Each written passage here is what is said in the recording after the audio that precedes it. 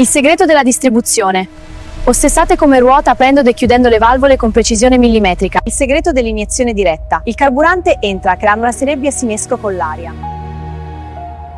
Scopriamo il sistema di raffreddamento nascosto dell'Alfa Romeo Giulia. Guardate il flusso del liquido di raffreddamento in tempo reale.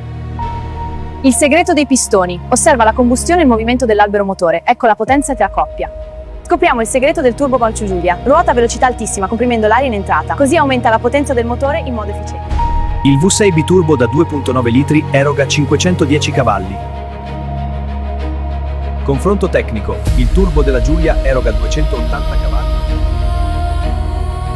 Il motore turbo dell'Alfa Romeo Giulia. Il design italiano massimizza il flusso d'aria e l'efficienza termica.